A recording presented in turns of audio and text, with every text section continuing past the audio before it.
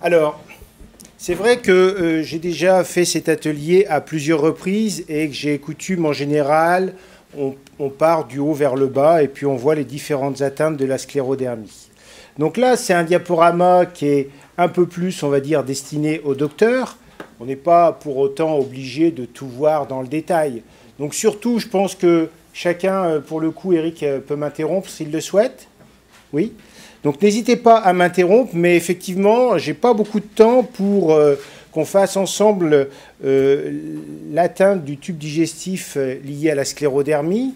Alors, je passais là-dessus, mais vous savez qu'il y a un certain nombre de patients qui, du fait de leur atteinte cutanée, ont déjà une microsmie, une petite bouche, ils n'ont pas une ouverture de bouche très importante. Il y a un retentissement sur la salivation de la sclérodermie avec une hypocyalie. On ne veut pas revenir sur la physiopathologie, c'est-à-dire les mécanismes qui font qu'au niveau des tissus, il y a moins de sécrétion salivaire. Toujours est-il qu'en plus de l'atteinte intrinsèque de cette sclérodermie, vous avez les effets adverses d'un certain nombre de médicaments. Alors je ne suis pas inquiet parce que les médecins qui vous prennent en charge sont bien alertés là-dessus et c'est à chaque fois de vous mettre uniquement les médicaments qui sont strictement nécessaires. Pour autant, il n'est pas rare d'avoir besoin d'antalgiques, parfois de morphiniques ou d'antihistaminiques parce qu'on est allergique, ou de médicaments à visée cardiaque tels que les bêta-bloquants ou les inhibiteurs calciques, qui sont d'ailleurs parfois utilisés. Donc ça, il faut savoir que ça va majorer les symptômes et que effectivement, on peut essayer de lutter contre cette xérostomie avec ce qu'on appelle des sialogogues, qui ne sont pas forcément extrêmement utilisés, mais aussi avec des traitements dits symptomatiques, des substituts salivaires. Alors les deux plus connus sont Bioxtra et Artisial. Au-delà du fait que, bien entendu, un patient sclérodermique qui doit avoir un état bucco-dentaire irréprochable, parce que le fait qu'il y ait moins de salive altère la qualité de l'émail des dents, le parodonte, c'est-à-dire le tissu de soutien de la dent, et il faut faire très attention à ce que l'état dentaire soit irréprochable, parce que ces patients, entre autres, sont davantage sujets à faire, par exemple, des mucoses buccales. Donc, voilà. En 20 minutes, je ne vais pas pouvoir vous en dire beaucoup plus. Je propose de descendre, et vous savez qu'après la bouche, c'est l'ésophage, l'ésophage qui est le tube musculaire qui conduit à l'estomac, et quasi la totalité des patients atteints de sclérodermie systémique ont des atteintes œsophagiennes, en particulier ce qui se manifeste sous la forme, mais pas seulement, on va le voir, de reflux gastro-œsophagien, c'est-à-dire qu'en particulier, après un repas, le contenu de l'estomac a tendance, sans qu'on le souhaite, à refluer dans l'ésophage. Et ça peut être extrêmement invalidant, en particulier lorsque ça survient à la nuit, que ça peut réveiller le patient avec des toux, etc. Donc c'est vrai que pour cela, on a un examen pertinent qui s'appelle la pH-métrie, que peut-être certains d'entre vous ont subi. Une petite électrode qu'on descend en bas de l'ésophage et qui permet, dès que l'acidité remonte dans l'ésophage, de stimuler cette électrode et de pouvoir répondre ou non aux critères diagnostiques d'un reflux. À cette restriction près que cet examen, la pH-métrie, n'est pas utilisable chez les patients qui ont des inhibiteurs de la pompe à protons, et Dieu sait s'il y a des patients atteints de sclérodermie qui en usent et qui parfois en abusent, mais ils n'ont pas le choix. Et à ce moment-là, fait un autre examen qui s'appelle l'impédance-métrie, qui est en général couplé à une pH-métrie et qui va permettre de voir les reflux non acides de liquide dans l'ésophage. Et qu'on peut faire en l'occurrence alors qu'on poursuit son inhibiteur de la pompe à protons, ne serait-ce que pour savoir si c'est utile de l'augmenter, s'il y a un bénéfice à en attendre. Alors, c'est enquiquinant le reflux parce qu'il peut y avoir du pyrosis, c'est la brûlure rétrosternale, il peut y avoir des régurgitations acides, il peut y avoir la brûlure de la muqueuse du bas œsophage par l'acidité gastrique, c'est ce qu'on appelle l'œsophagite, et on connaît un certain nombre de facteurs qui vont aggraver ces choses-là. Le surpoids, ça aggrave, les gens qui prennent brutalement du poids vont aggraver leur reflux. Au contraire, les gens qui perdent beaucoup de poids peuvent aussi aggraver leur reflux.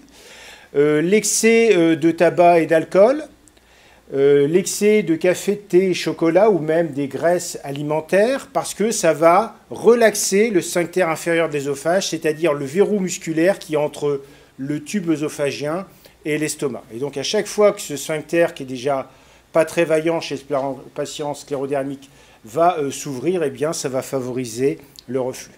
Alors pour lutter contre ça, il y a encore une fois des traitements dits symptomatiques, les antiacides. Et vous voyez ici, Phosphalugel, Malox, Gaviscon, il faut les prendre après le repas. Et ce sont des gels qui contiennent en général de l'aluminium. Parce que ça permet de bien adhérer à la muqueuse. La contrepartie, c'est que l'aluminium a tendance à constiper dans le tube digestif. Et vous savez que la sclérodermie, et le patient sclérodermique est facilement constipé.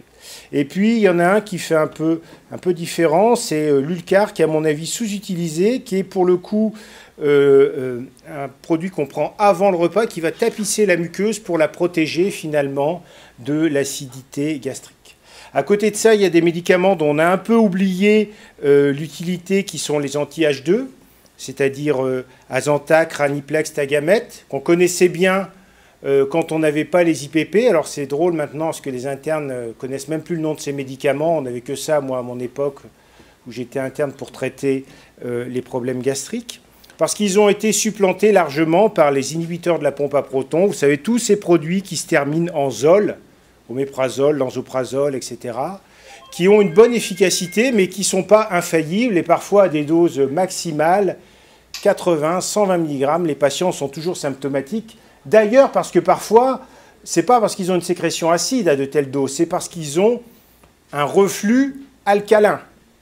C'est vrai que naturellement, l'estomac sécrète de l'acidité. Une fois que vous avez complètement verrouillé cette sécrétion gastrique acide, et que le reflux persiste, c'est le contenu de l'intestin grêle, du duodénum qui remonte dans l'estomac. Et là, pour le coup, c'est un pH qui n'est pas acide, c'est un pH qui est alcalin et qui est tout aussi agressif pour la muqueuse. Et là, vous pouvez prendre des tonnes d'IPP, ça ne va rien changer à l'affaire. Alors, attention à tous les facteurs qui vont, j'en ai parlé un petit peu tout à l'heure, aggraver le reflux. On a vu les médicaments, certains aliments, etc. Et puis, il y a les règles aussi d'ergonomie, à savoir que certains d'entre vous le savent bien, si vous allez vous coucher sitôt après avoir mangé et faire la sieste, ça se passe mal. Il y a un reflux important. Donc, il faut mettre un petit peu de distance autant que possible entre le repas et le coucher. Il ne faut pas porter de vêtements trop serrés à la ceinture, et plutôt avoir des bretelles pour les hommes et des robes pour les femmes. Il faut surélever parfois le pied, enfin la tête du lit, en glissant une cale sous la tête du lit, ce qui est moins désagréable pour le conjoint qui, lui, n'a pas de reflux et qui n'est pas forcément obligé de voir son conjoint dormir avec 2 ou 3 oreillers. Hein. Mais parfois, ça ne suffit pas. Ça ne suffit pas et c'est terriblement gênant pour les patients. Alors, il faut savoir qu'il y a des chirurgies du reflux qui se pratiquent. J'avoue que aussi bien les médecins que les chirurgiens sont frileux vis-à-vis des patients qui ont des reflux atteints de sclérodermie parce que c'est des patients qui sont réputés pas avoir une cicatrisation habituelle du fait des tissus sclérodermiques. Pourtant, il semble que ça ait une bonne efficacité. Entre autres, on peut imaginer, et ça a même été prouvé, qu'à force d'avoir du reflux, et entre autres du reflux nocturne, les micro-inhalations répétées vont retentir aussi sur l'atteinte pulmonaire, qui n'est pas uniquement liée à la maladie elle-même, mais qui peut être liée aussi aux dommages collatéraux de ce liquide agressif qui va descendre dans les bronches et les agresser. Alors, je n'ai pas le temps de vous détailler tout ça, mais il y a ce qu'on appelle la valve anti-reflux de Nissen, qui est l'opération typique qu'on va faire chez un patient standard qui n'a pas de sclérodermie, qui consiste, vous voyez, à prendre la partie supérieure de l'estomac et à venir enrouler l'ésophage, voyez, cravater l'ésophage pour rétrécir en quelque sorte le diamètre et éviter que le reflux ne se fasse trop facilement. Alors, Le compromis chez les patients atteints de sclérodermie, c'est peut-être de ne pas faire une valve complète. Là, vous voyez, on a fait complètement le tour de l'œsophage, mais peut-être de faire une hémivalve, c'est-à-dire d'avoir un dispositif qui soit moins complet. À vrai dire, on compte tout de même sur les doigts d'une main le nombre de patients atteints de sclérodermie qui se font opérer, mais il y aurait peut-être d'autres choses à dire là-dessus, mais on manque d'études. Alors, ce n'est pas le seul désagrément œsophagien. Ce que je vous ai dit tout à l'heure, une fois qu'on a l'œsophagite, qu'on a brûlé jour après jour la muqueuse œsophagienne, comme toutes les muqueuses digestives, c'est un tube et ça va avoir tendance à cicatriser en se rétrécissant, faisant ce qu'on appelle une sténose. Et là, croyez-moi sur parole, l'endoscope est dans l'œsophage et on n'arrive pas à passer au travers de cette sténose, que la muqueuse s'est rétrécie, ce qu'on appelle la sténose peptique. Hein. C'est gênant parce que pour le coup, les gens ont des blocages alimentaires. Hein. Ils ont une gêne rétrosternale, des blocages alimentaires. Et à ce moment-là, il faut recourir à l'endoscopiste qui va, sous anesthésie, dilater avec une bougie, c'est-à-dire un tube en caoutchouc ou un ballon qui va venir dilater le bas d'œsophage pour rendre le passage de nouveau perméable. Vous voyez, c'est rétréci, donc on vient positionner un ballonnet pour dilater et permettre que les choses s'améliorent. Autre effet collatéral de cette agression chronique de la muqueuse du bas œsophage, c'est ce qu'on appelle l'endobrachyœsophage ou l'œsophage de Barrett, c'est-à-dire qu'on va modifier la nature des cellules qu'il y a au bas de l'œsophage. On va constater au microscope ce qu'on appelle de la métaplasie intestinale. Et cette métaplasie intestinale en soi, c'est pas bien grave, si ce n'est qu'avec le nombre des années, et même si c'est un très faible pourcentage, ça peut devenir dysplasique. Dysplasie de bas grade, de haut grade, et puis un jour peut-être un cancer. Donc ça concerne peu de patients, mais un patient qui a un endobrachyœsophage, il y a un schéma très précis de la fréquence à laquelle on va faire des endoscopies, avec des biopsies pour pouvoir le surveiller au mieux et ne pas méconnaître le passage à la dysplasie qui permet maintenant, grâce maintenant aux nouvelles techniques endoscopiques, peut être traité sans qu'on ait opéré le patient. Dans le temps, quand on avait une dysplasie du bas œsophage, on appelait le chirurgien pour faire une thoracotomie, couper un morceau de l'œsophage et rabouter avec l'estomac. Maintenant, par des techniques endoscopiques, on peut arriver à décoller la muqueuse en quelque sorte. Vous voyez, il faut imaginer que c'est la muqueuse de l'œsophage, là, la paroi. On va injecter du liquide pour décoller, faire une flictène, vous savez, comme quand vous êtes brûlé, faire une cloque. Hein, et puis on va venir découper la muqueuse. Là, vous voyez, ça, cette muqueuse rose ici, c'est de l'endobrachyœsophage. Ça, c'est de la muqueuse normale, un peu plus nacrée. Eh bien, on décolle la muqueuse et on va venir la découper sans risquer de faire un trou au travers de la paroi et enlever tous ces tissus dysplasiques et éviter d'opérer le patient.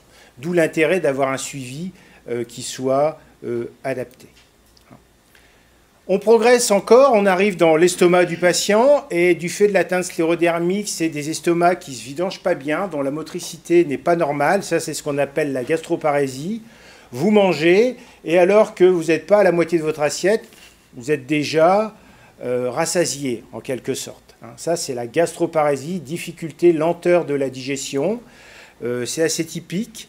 Alors, on peut essayer d'améliorer ça avec ce qu'on appelle des prokinétiques, qu'on essaie d'utiliser avec circonspection, parce que, en général, quand les patients commencent à les utiliser, ils ont tendance à les prendre tous les jours, et ce n'est pas recommandé, ce n'est pas des médicaments complètement anodins.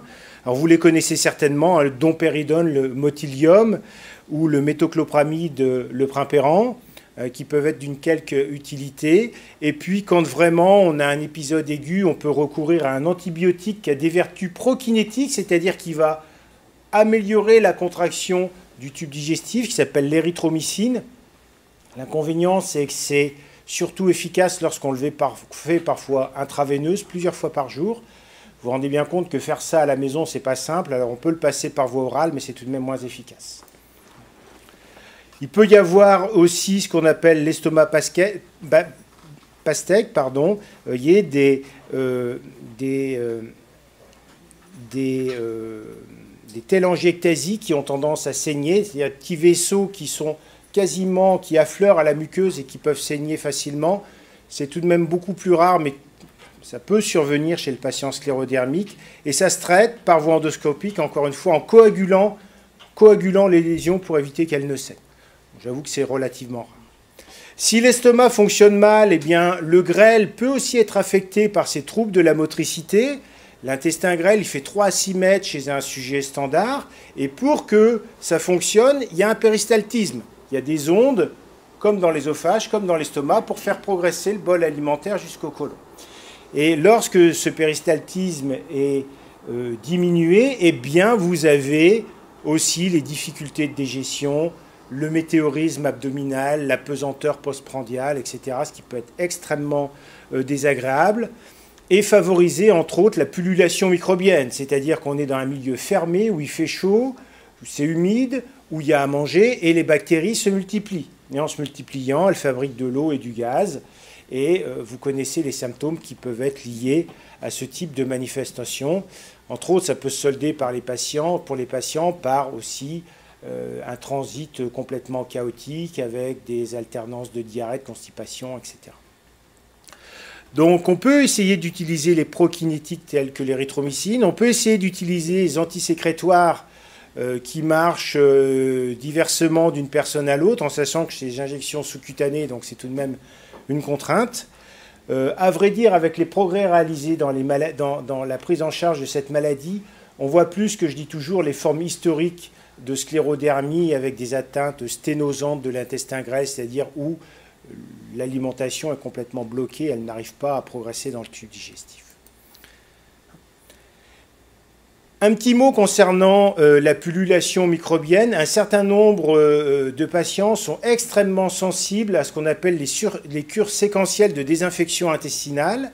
Et plutôt que de donner un antibiotique qui va passer dans le sang lorsqu'on le prend par la bouche, par exemple de l'amoxicilline, par exemple du flagyl, par exemple une fluoroquinolone, vous savez, le Ciflox, etc. On préfère souvent utiliser des antibiotiques dits non absorbables. Il y en a un qu'on aime bien qui s'appelle la gentamicine. La gentamicine, qui est un antibiotique qui n'existe théoriquement que sous forme d'ampoule administrée par voie intraveineuse. Et là, on l'administre sciemment par voie orale. On fait des cures, une ampoule le matin, le soir, 3 jours de suite, pour faire le ménage dans l'intestin et, chez un certain nombre de patients, vraiment améliorer l'ordinaire. C'est-à-dire que le météorisme diminue, le transit s'irrégularise, si ce n'est que ça n'a pas un effet définitif et qu'il faut penser à faire une cure dans les 10-15 jours, mais on peut le faire au long cours, il y a peu de résistance. Le gros intérêt de cet antibiotique, c'est qu'il ne passe pas du tout dans le sang. Vous voyez, donc il n'est pas toxique, il reste dans le tube digestif, il fait son œuvre, et puis ensuite il disparaît. Donc ça peut être une solution intéressante, mais ça ne marche pas chez tout le monde. Alors, je passe là-dessus. Et puis je dirais que les 2 bêtes noires digestives du sclérodermique, c'est l'ésophage et puis c'est son côlon. Le côlon, parce que la constipation, ou en tout cas les troubles du transit, sont extrêmement fréquents. Et là, c'est important de rappeler aujourd'hui qu'une constipation, ce n'est pas seulement un nombre de selles insuffisant par semaine, moins de 3. Ça peut être aussi des selles dont la consistance est trop dure. On a pour ça une échelle qui s'appelle l'échelle de Bristol. Vous regarderez sur Internet Bristol, comme la ville anglaise, et vous verrez qu'effectivement, on peut facilement avoir une idée de la consistance de ces selles, savoir si elle est correcte ou pas. Mais c'est aussi un temps d'exonération prolongé, c'est-à-dire un temps trop important passé sur les toilettes, ou une sensation même d'exonération incomplète. Et surtout, c'est une erreur fréquente que font un certain nombre de praticiens, ne pas penser qu'une diarrhée est incompatible avec une constipation. Parce que lorsque vous êtes constipé pendant 3, 4, 5, 6, 7 jours, au bout d'un moment, l'intestin se défend comme il peut et c'est la débâcle diarrhéique. Et là, vous allez 5-6 fois à la selle. L'erreur à ne pas commettre à ce moment-là, c'est prendre des constipants qui vont majorer effectivement la constipation de fond qu'il existe chez le patient et qui vont faire que l'épisode va récidiver finalement au bout de quelques jours. Donc ça, c'est très important. En sachant que c'est pas si facile que ça à prendre en charge la constipation, parce que malheureusement, comme la sclérodermie atteint l'ensemble des sphincters digestifs, le sphincter anal n'y fait pas exception et qu'un certain nombre de patients ont des troubles de la continence fécale, et qu'un patient qui a un trouble de la continence fécale, c'est un facteur d'exclusion sociale et c'est parfois combattu en favorisant une constipation. Donc parfois on a un dialogue de sourds parce qu'on traite, le patient dit j'ai mal au ventre, je suis constipé, etc. Mais monsieur, madame, vous ne prenez pas vos laxatifs quotidiennement. C'est parce qu'il a juste oublié de vous dire que comme il avait une incontinence fécale, il n'osait plus sortir de chez lui quand il avait des selles qui n'étaient pas dures et pas contrôlées une fois par semaine, au moins il n'est pas enquiquiné les autres jours de la semaine. Alors, il y a aussi des règles hygiéno-diététiques, et c'est extrêmement important parce que c'est de la tuyauterie, comme je dis toujours. Si vous avez une constipation pas maîtrisée, votre reflux va augmenter parce que l'estomac va bien se vidanger et le niveau va monter, si vous voulez. Ça va refluer d'autant plus facilement. Donc c'est vrai qu'il faut faire attention à l'eau et plutôt favoriser des eaux riches en magnésium.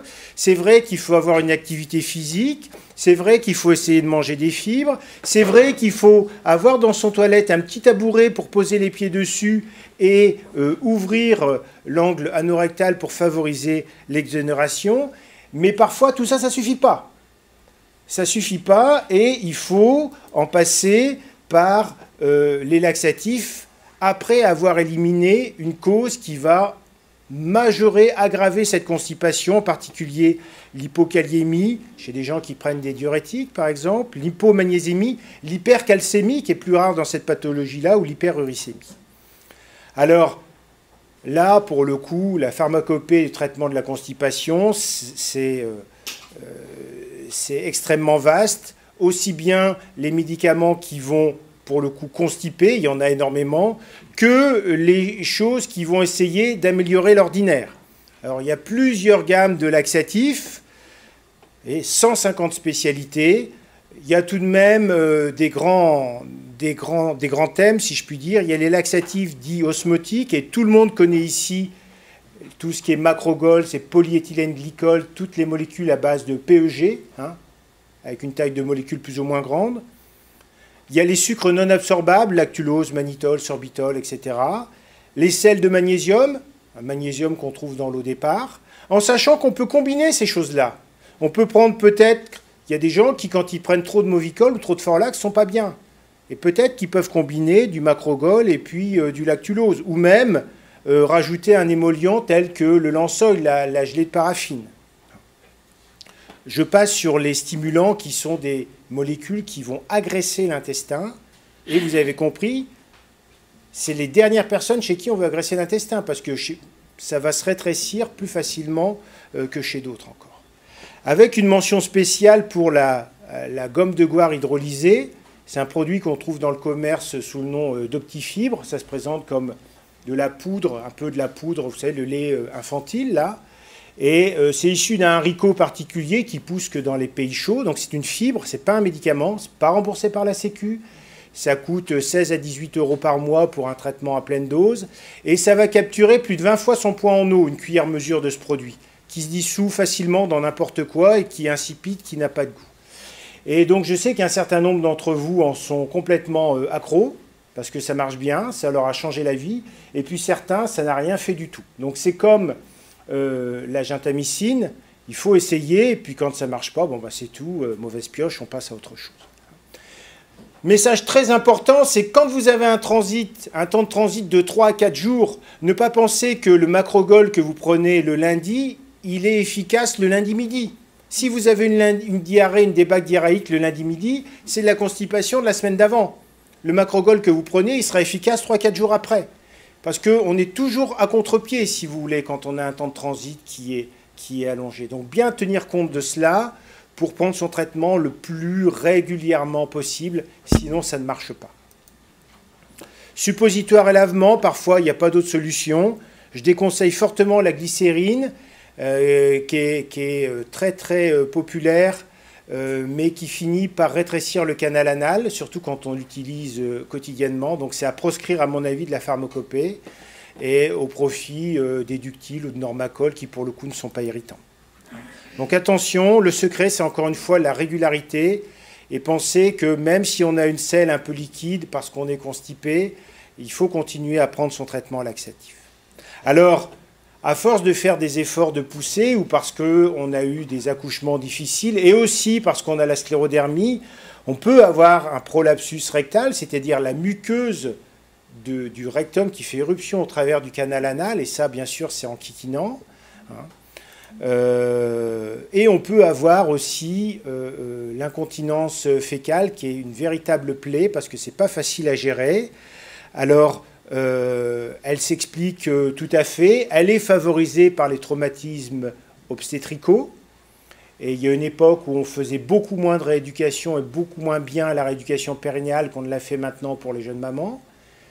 Et c'est important à ce moment-là de faire un bilan lésionnel, de faire ce qu'on appelle une manométrie anorectale, des sondes qui vont permettre de mesurer le fonctionnement des différents sphincters et qui peuvent à ce moment-là faire préconiser une rééducation qu'on a dite par biofeedback, où on reproduit finalement ce que doit être le fonctionnement d'un sphincter harmonieux habituel, et on demande à la personne de reproduire après, volontairement, après l'avoir fait électriquement avec des sondes, volontairement, pour retrouver les sensations, parce que quand on a de la dysynergie anorectale, qu'on est constipé, on finit par ouvrir le sphincter qui doit être fermé et puis fermer celui qui doit être ouvert, il n'y a plus rien qui marche.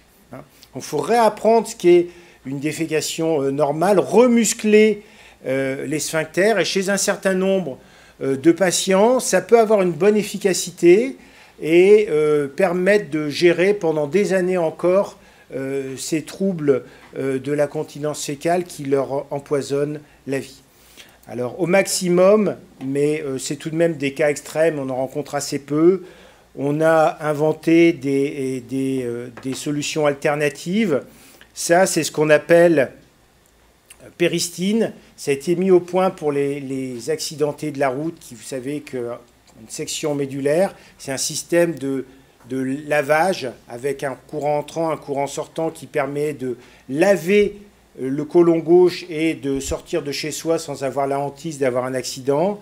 Il y a des tampons hygiéniques anneaux qui sont plus ou moins bien tolérés. Et puis, au maximum, mais je ne pense pas en connaître, en l'occurrence, pas chez les patients sclérodermiques, pour les gens qui sont complètement cloîtrés à la maison, on peut envisager de faire une stomie propre qui permet de retrouver le contrôle finalement de son transit et de sortir de chez soi.